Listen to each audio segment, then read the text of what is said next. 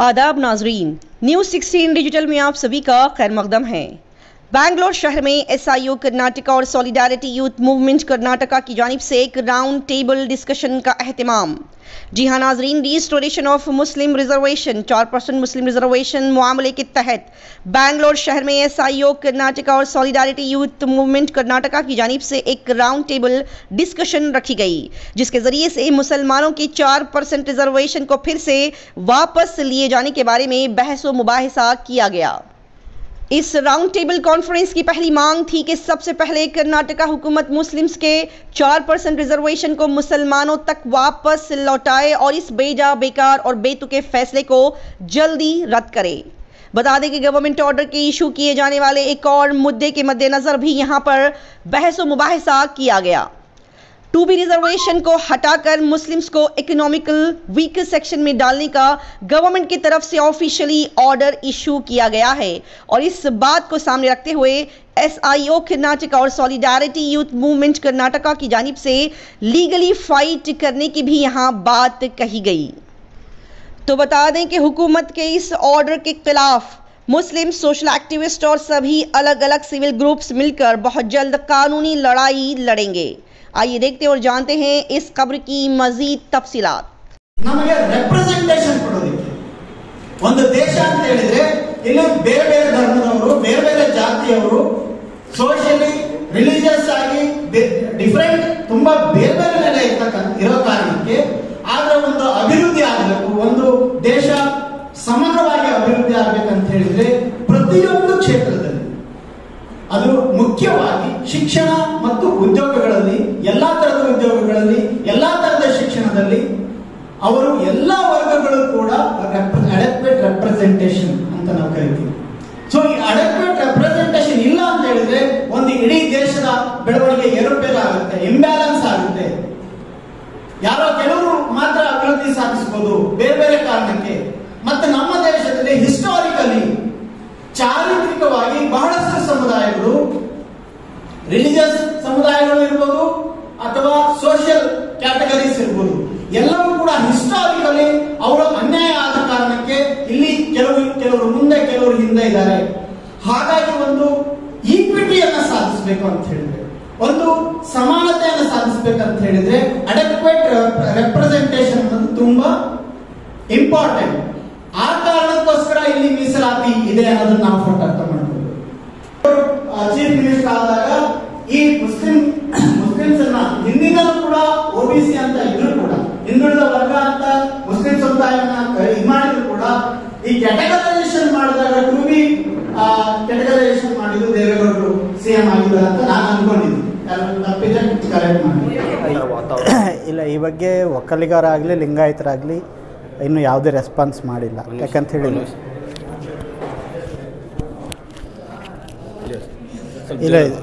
ಇಲ್ಲ ಇಡಿ ನಾನು ಜೋರ ಮಾಡ್ತೀನಿ. ಇಲ್ಲ, ಇದ್ರ ಬಗ್ಗೆ ಒಕ್ಕಲಿಗರಾಗಲಿ ಲಿಂಗಾಯತರಾಗಲಿ ಇನ್ನೂ ಏನು ಸ್ಟಾರ್ಟಿಂಗ್ ಮೀಸಲಾತಿ ವಿಚಾರ. ಸೊ ಈಗ ಮುಸ್ಲಿಮರ 2B ಇದ್ದದನ್ನು 4% ಮೀಸಲಾತಿಯನ್ನು ತೆಗೆದು ಒಕ್ಕಲಿಗರಿಗೆ ಮತ್ತು ಲಿಂಗಾಯತರಿಗೆ 2% ಹಂಚಿರೋದ್ರ ಬಗ್ಗೆ ಒಕ್ಕಲಿಗರು ಅಥವಾ ಲಿಂಗಾಯತರು ಯಾವ ರೆಸ್ಪಾನ್ಸ್, ಯಾವ ಪ್ರತಿಕ್ರಿಯೆ ನೀಡಿದ್ದಾರೆ ಅನ್ನೋದು ಇನ್ನೂ ಗೊತ್ತಾಗಿಲ್ಲ. ಅವರು ಅದನ್ನು ಯಾಕಂದರೆ ಸ್ವಾಗತಿಸಿರೋದು ಇಲ್ಲ, ತಿರಸ್ಕರಿಸಿರೋದು ಇಲ್ಲ.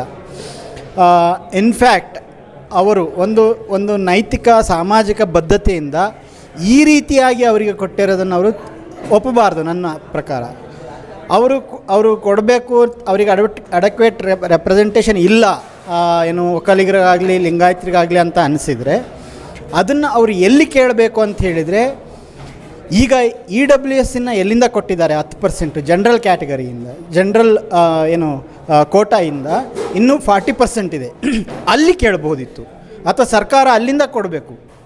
ಅದರ ಬದಲು ಈಗಾಗಲೇ ಒಂದು ಬ್ಯಾಕ್ವರ್ಡ್ ಕಮ್ಯುನಿಟಿ ಆಗಿರುವಂತಹ ಸೋಷಿಯಲಿ, ಎಜುಕೇಷನಲ್ಲಿ ಮತ್ತು ಎಕನಾಮಿಕಲಿ ಬ್ಯಾಕ್ವರ್ಡ್ ಕಮ್ಯುನಿಟಿ ಆಗಿರ್ತಕ್ಕಂಥ ಮುಸ್ಲಿಂ ಸಮುದಾಯದಿಂದ ಕಿತ್ತು ಕೊಟ್ಟಿರ್ತಕ್ಕಂಥದ್ದು ಅನ್ಅಕ್ಸೆಪ್ಟಬಲ್.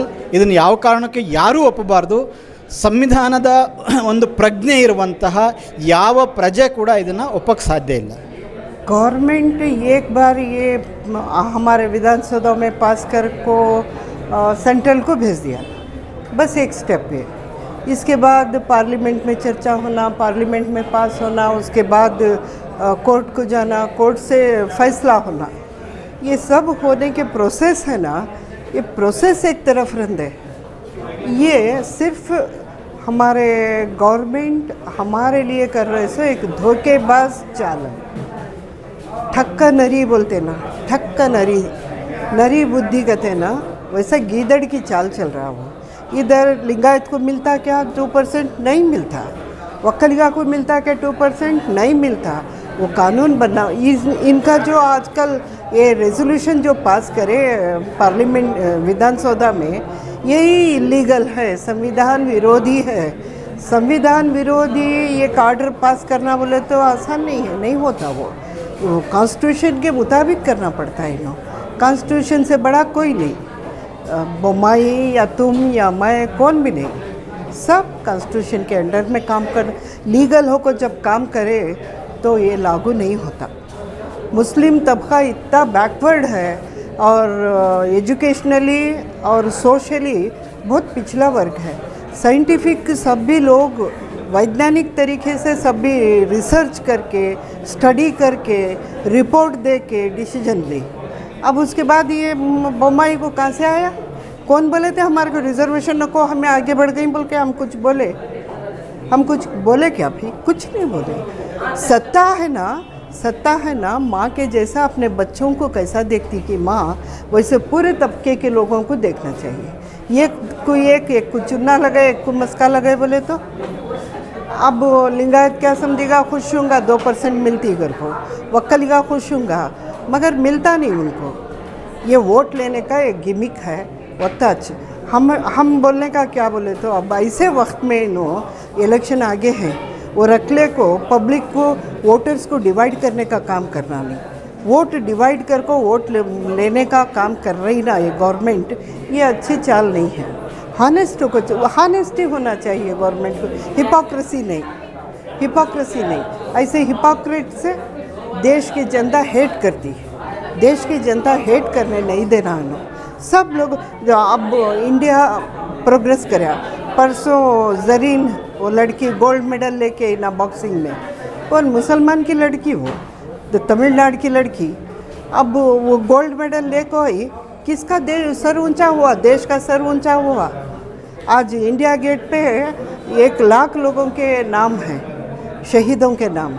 ये शहीदों के नाम में 63,000 लोग जो है ना मुसलमान हैं। जब सर देश को देना पड़ा, सबसे पहले मुसलमान की सर कटती। जब प्रोग्रेस देना पड़ा, कुछ फ्रूट मिलता, कुछ फल मिलता का, तो ये छीन को लीजा को बम्मन को देती बोले तो क्या बात है भाई? सब लोग हमारे, बम्मन कभी सर कटाया नहीं, मुसलमान सर कटाए। ये सत्ता भी याद रखना, हिस्ट्री भी याद रखी, आगे आने वाली जनता भी याद रखती है। आज जो इफ्तार का जो प्रोग्राम रखा गया था उसमें हमने रिज़र्वेशन पे गुफ्तगू की है।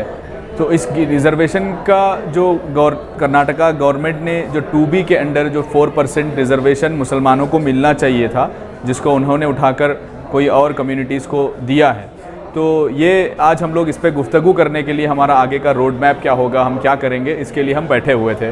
तो इसमें बेसिकली बात पहले ये आई कि रिज़र्वेशन 2B के अंदर मुसलमानों को कहाँ कहाँ रिज़र्वेशन मिलता है। एक बड़ा सवाल ये भी आ रहा है कि 4% रिज़र्वेशन था तो उनको उठाकर 10% में डाला गया है EWS के अंदर, तो अच्छा ही होगा कहने का भी एक नज़रिया लोगों का हमारे सामने आया। लेकिन जब हम इसको देखते हैं, जब हम इस चीज़ को देखते हैं कि जहाँ EWS के अंदर दिया जाता है, पहली बात तो ये है कि EWS का जो रिज़र्वेशन है वो कॉन्स्टिट्यूशन के जो मूल सिद्धांत है, कॉन्स्टिट्यूशन की जो रूह है उसके ख़िलाफ़ है। वो इसलिए कि रिज़र्वेशन जो है वो हिंदुस्तान में रिज़र्वेशन कास्ट बेस्ड पे है, जहाँ जिनको सालों से मेन स्ट्रीम से बाहर रखा गया, जिनको सालों से ज़ात की बुनियाद पर जिनके साथ नाइंसाफ़ी की गई, उनको मुख्य वाहिनी में लाने के लिए रिज़र्वेशन है, ना कि कोई एक गरीबी को निर्मूलन करने का कार्यक्रम रिज़र्वेशन नहीं है। तो ये EWS का जो रिज़र्वेशन है वो गरीबी के आधार पर है।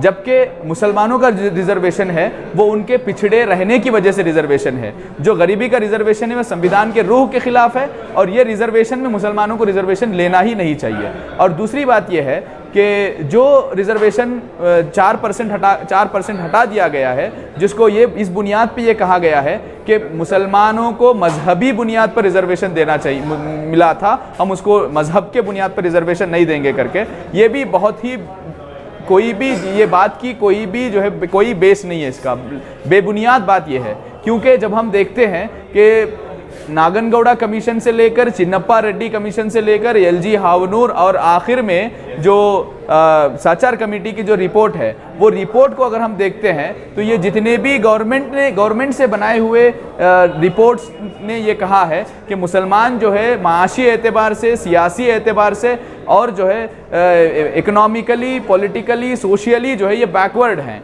तो इनको मुख्य धारा में लाने के लिए, इनको आगे बढ़ाने के लिए रिजर्वेशन था, ना कि किसी एक गरीब को अमीर बनाने के लिए रिजर्वेशन नहीं था। तो ये जो मजहब की बुनियाद पर रिजर्वेशन की जो बात है वो बेबुनियाद है, क्योंकि मुसलमानों को वर्ग के आधार पर रिजर्वेशन दिया गया है, ना कि वो जो है धर्म के आधार पर रिजर्वेशन दिया गया है। और जो नैरेटिव बिल्ड किया जा रहा है कि हम धर्म के आधार पर रिजर्वेशन निकाल रहे हैं, धर्म के आधार पर रिजर्वेशन मुसलमानों का कर्नाटक में था ही नहीं। तो ये जो आप बात कही जा रही है वो बेबुनियाद बात है। और डिस्कशन में ये भी बात आई कि जो जिस मकाम पे रिजर्वेशन को इन्होंने लाया है, मतलब जो टाइम पे इन्होंने इस फैसले को किया है, वो टाइम भी बहुत देखने का है कि वो टाइम पे जो है इलेक्शन सामने है और यहाँ ये इनसे ये उम्मीदें मुसलमानों से जो है ये एक्सपेक्ट किया जा रहा है कि मुसलमान जो है निकल कर रास्ते पे आए, धरना दे, रास्ता रोके, इंटेंस क्रिएट करे माहौल में, ताकि बताया जाए कि मुसलमान वर्सेस वक्कलिगा लिंगायत किया जाए। जबकि अगर हम देखते हैं तो मुसलमानों ने बहुत ही क्या कहते हैं, बहुत ही सब्र का मुजाहिरा करते हुए बहुत ही मैच्योरिटी के साथ ये काम किया है कि हम जो है इसकी कानूनी लड़ाई तो हम यकीनन लड़ेंगे।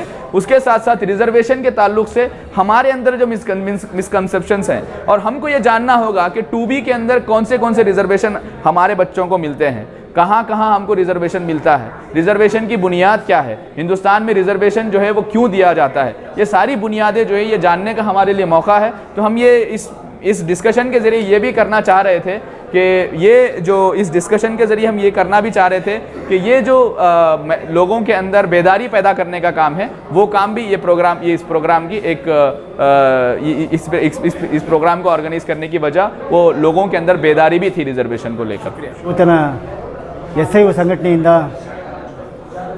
ಏನು ಇವತ್ತಿನ ರಾಜ್ಯ ಸರ್ಕಾರ ಮುಸ್ಲಿಮರ 2B ಮೀಸಲಾತಿ ತೆಗೆದು EWS ವರ್ಗಕ್ಕೆ ಹಾಕಿದೆಯೋ ಅದರ ಕುರಿತು ಒಂದು ದುಂಡು ಮಂಜಿನ ಚಿಂತನ ಸಭೆ ನಡೆಸಿತ್ತು। ನಾನು ಕೂಡ ಒಬ್ಬ ಪ್ರತಿನಿಧಿಯಾಗಿ ಭಾಗವಹಿಸಿದ್ದೆ। ಏನು ಇವತ್ತಿನ ರಾಜ್ಯ ಸರ್ಕಾರ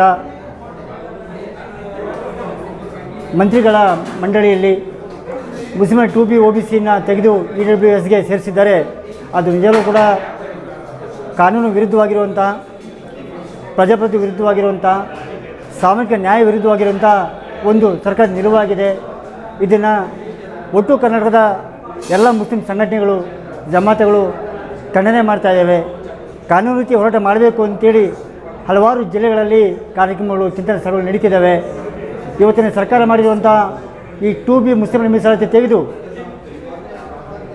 ಲಿಂಗಾಯತ ಮತ್ತು ಒಕ್ಕಲಿಗ ಸಮುದಾಯಕ್ಕೆ ಕೊಟ್ಟಿರುವಂಥದ್ದು ನಿಜದಲ್ಲೂ ಕೂಡ ಸಾಮಾಜಿಕ ನ್ಯಾಯ ವಿರೋಧವಾಗಿರುವಂಥದ್ದು। ಇದು ಬರೀ ಮುಸ್ಲಿಮರಿಗೆ ಮಾಡಿರುವಂಥ ಅನ್ಯಾಯ ಅಲ್ಲ, ಏನು OBC ಆಯೋಗಗಳ ಒಂದು ಇತಿಹಾಸ ಇತ್ತು, ಸಾಮಾಜಿಕ ನ್ಯಾಯದ ಇತಿಹಾಸ, ನಾಲ್ವಡಿ ಕೃಷ್ಣರಾಜ ಒಡೆಯರಿಂದ ಹಿಡಿದು ಟಿಪ್ಪು ಸುಲ್ತಾನರಿಂದ ಹೊಡೆದು ಇವತ್ತಿನ ಕಾಂತರಾಜ ವರದಿವರೆಗೂ ಈ ಹಿಂದುಳಿದ ವರ್ಗಗಳ ಸಾಮಾಜಿಕ ನ್ಯಾಯಕ್ಕೆ ವಿರುದ್ಧವಾಗಿರುವಂಥ ಒಂದು ಸರ್ಕಾರಿ ನಿಲುವಾಗಿದೆ। ಇದನ್ನು ಕರ್ನಾಟಕದ ಬರೀ ಮುಸ್ಲಿಮರಲ್ಲದೆ ಎಲ್ಲ ಜಾತಿ ಸಮುದಾಯ ಪಂಗಡಗಳ ಪ್ರಜ್ಞಾವಂತ ನಾಗರಿಕರು, ಸಂವಿಧಾನ ಬಯಸುವಂಥವರು, ಸಾಮಾಜಿಕ ನ್ಯಾಯ ಬಯಸುವಂಥವರು ಇದನ್ನು ಖಂಡಿಸಬೇಕಾಗಿದೆ, ವಿರೋಧ ಮಾಡಬೇಕಾಗಿದೆ। ಹಾಗೆಯೇ ಈ ಸರ್ಕಾರದ ನಿಲುವನ್ನು ವಿರೋಧಿಸಿ ಶಾಂತಿಯುತವಾಗಿರುವಂಥ ಕಾನೂನು ರೀತಿಯ ಹೋರಾಟ ಮಾಡಬೇಕು ಅಂತೇಳಿ ಇವತ್ತು ಕಾರ್ಯಕ್ರಮದಲ್ಲಿ ಒಂದು ತೀರ್ಮಾನ ಮಾಡಲಾಗಿದೆ। ನಾನು ಕರ್ನಾಟಕ ಮುಸ್ಲಿಂ ಯೂನಿಟಿ ಕಡೆಯಿಂದ ರಾಜ್ಯಾದ್ಯಂತ ನನ್ನ ಸಂಘಟನೆಯ ಕಾರ್ಯಕರ್ತರಿಗೆ ಒಂದು ಮನವಿ ಕೊಟ್ಟಿದ್ದೇನೆ, ದಯವಿಟ್ಟು ತಾವೆಲ್ಲರೂ ಕೂಡ ಶಾಂತಿಯುತವಾಗಿರಿ, ಯಾವುದೇ ಕೋಮುಗಲಭೆಗೆ ಅವಕಾಶ ಮಾಡಿಕೊಡಬೇಡಿ। ಇದು ಸಂವಿಧಾನ ವಿರೋಧಿಯಾಗಿರುವಂಥ ಒಂದು ಆದೇಶ ಆಗಿರೋದ್ರಿಂದ ನಾಳೆ ದಿವಸ ನಮಗೆ ಕಾನೂನು ರೀತಿಯಲ್ಲಿ ಹೈಕೋರ್ಟಲ್ಲಿ ಜಯ ಸಿಗುತ್ತೆ ಮತ್ತು ನಮ್ಮ ಪ್ರವರ್ಗ 2B BCM ಮೀಸಲಾತಿ ಮತ್ತೆ ಪಡಿತೀವಿ ಅಂತೇಳಿ ಈ ಮೂಲಕ ಆಶೀರ್ವಾದ ಹೊಂದಿದ್ದೀನಿ. ಸೊ ದಯವಿಟ್ಟು ಕೂಡ ಕರ್ನಾಟಕದ ಎಲ್ಲ ಮುಸ್ಲಿಂ ಬಾಂಧವರು, ಪ್ರಜ್ಞಾವಂತ ನಾಗರಿಕರು ಈ ಕಾನೂನು ರೀತಿಯ ಹೋರಾಟಕ್ಕೆ ತಮ್ಮ ಸಕಲ ಬೆಂಬಲ ಕೊಟ್ಟು ಈ ನಮ್ಮ ನ್ಯಾಯಕ್ಕೆ ಜೊತೆಗಿರಬೇಕು ಅಂತೇಳಿ ಭಾವಿಸ್ತಾ ಇದ್ದೀನಿ. आज हमने एक राउंड टेबल कॉन्फ्रेंस मुनक्किद किए हैं सॉलिडारिटी और एसएओ के ज़रिए से 2B रिजर्वेशन के ताल्लुक़ से जो फ़ैसला हुकूमत ने सुनाया है उसके ताल्लुक़ से एक राउंड टेबल कॉन्फ्रेंस हमने मुनक्किद किए थे. इसमें हम लोग ये चाहते हैं कि ये जो 2B रिजर्वेशन को हटाया गया है उसको हुकूमत रिस्टोर किया, फ़ौरन उसको रिस्टोर करे. तो ये पहला हमारा डिमांड था, ये हमारा ही स्लोगन था इस राउंड टेबल कॉन्फ्रेंस के. और अभी हम लोग देख रहे हैं कि आज हुकूमत ने गवर्नमेंट ऑर्डर इशू किया है कि 2B रिजर्वेशन को हटा के मुस्लिम्स को इकनॉमिकल वीकर सेक्शन में डालने का जो आज ऑफिशियली ऑर्डर जो है हुकूमत की तरफ से आया है. और उसको सामने रखते हुए हमारा ये पहला कोशिश रहेगा कि उसको हम लोग लीगली फ़ाइट करें. और ये पूरा डिस्कशन में हम ये कोशिश किए कि हम पूरे के पूरे तौर पर जो है मुस्लिम और अलग अलग सोशल एक्टिविस्ट और दूसरे जो सिविल ग्रुप्स है वो तमाम मिल के जो है इस लड़ाई को लड़ना है. और ये हमारा पूरा राउंड टेबल कॉन्फ्रेंस का जो है मकसद है.